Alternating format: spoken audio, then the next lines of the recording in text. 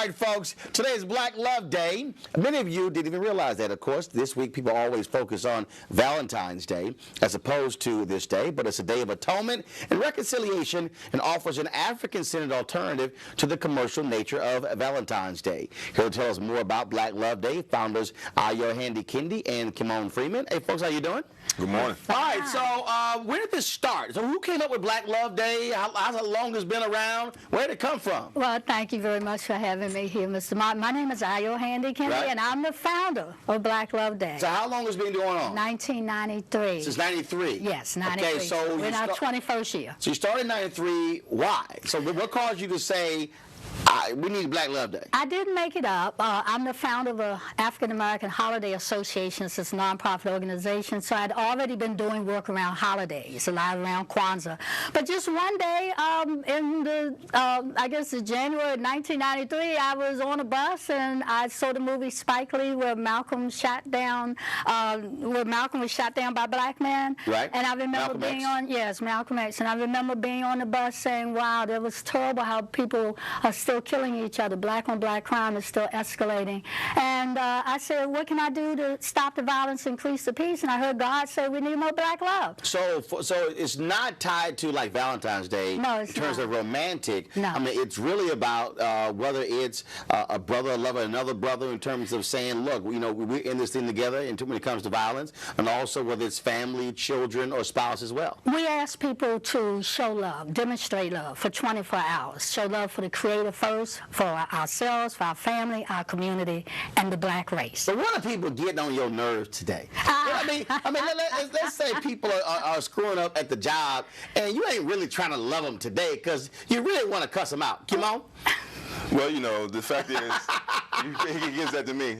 The fact is, you know, we all had jobs and we didn't like everybody at the job, but it never stopped the work getting done. Right. You know, and like yesterday, you had Hugh Masekela on, and, right. and when I met him, he talked about the reclamation of heritage, and that's what this is. You know, we have to do what we can to set up our own cultural traditions, because you know, it's no surprise there's been an avalanche of white oppression since we got here, and that has sometimes been facilitated by black intellectual prostitutes like Clarence Uncle Thomas that you had you discussed yesterday. And so we have to carve out our own way, be it Black History Month, be it Black Love Day, be it Kwanzaa. These are things that we have to do that resonate with us, because we've been oftentimes too willing to accept what's been given to us by the dominant society. Well, and look, and there are those moments. I mean, I remember being in the nation's capital for the Million Man March. Yes.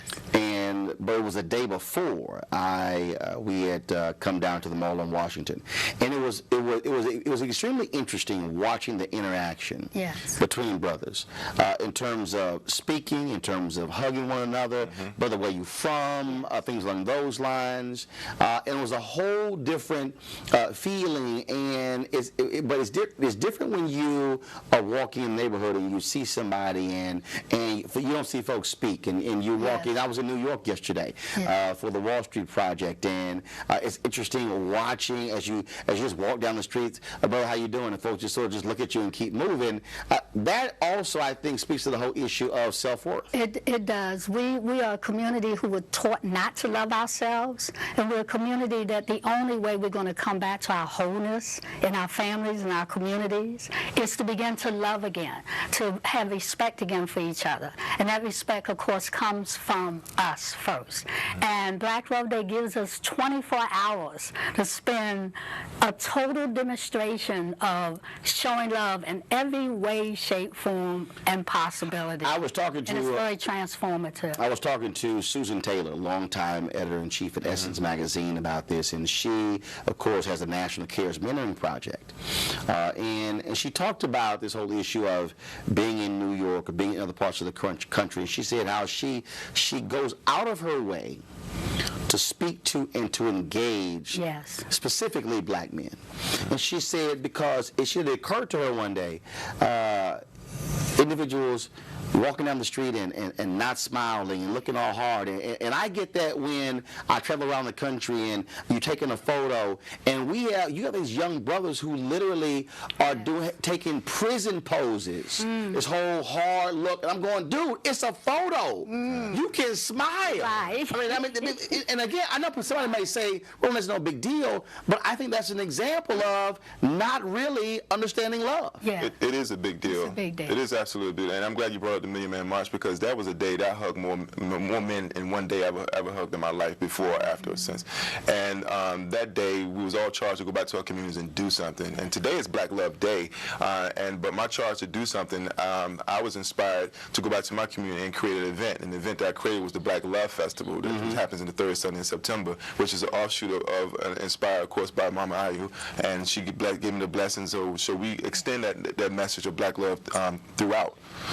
So you know, the Ben's Chili Bowl celebrating their 55th anniversary. That's Black love. You know, the Industrial Bank, DC's only Black-owned bank, celebrating their 80th anniversary. That's Black love. And we need to celebrate our success stories, because it's a saying that until the lions have their historians, the tales of the hunt will continue to glorify the hunter. So this is an opportunity for us to tell our own stories. And the story you just said, we do need huggers. We do need hugs. Another concern is that tomorrow we'll be celebrating a Valentine's Day, and Black Love Day gives us an alternative to Valentine's Day, because we're sending romantic letters and little trinkets to other people and saying, I love you, but most of us are still struggling with loving ourselves. And you can't love anyone else until you love yourself. That's true. And so Valentine's Day allows us an opportunity to spend lots of money to package love, yet Black Love Day gives us the chance to just have holistic, what we say, agape love, brotherhood love, sisterhood love, and just heal all of our relationships. Yeah. And when you love yourself, it don't cost you. It doesn't cost you. Right. I certainly appreciate it. Come on, thanks so much for coming in. Thank Black you Love so Day. much. Yeah. And the greeting is in your Akoma. It means get a heartbeat patient. The Akoma is our symbol. Okay. It is our symbol. It's the Akoma. It means get a heartbeat patient. Return back to love. Get a heart, be patient. Yeah. I'm not always patient, Michelle. There you go. Happy Black Love Day. I appreciate it. Thanks so much. Folks, coming up, What the Hell Thursday. You know we always have some wild times on this day, so we're looking forward to it, folks. We're also going to deal with the question of the day. I got your Black Love Handbook. All right, then, but first our question of the day.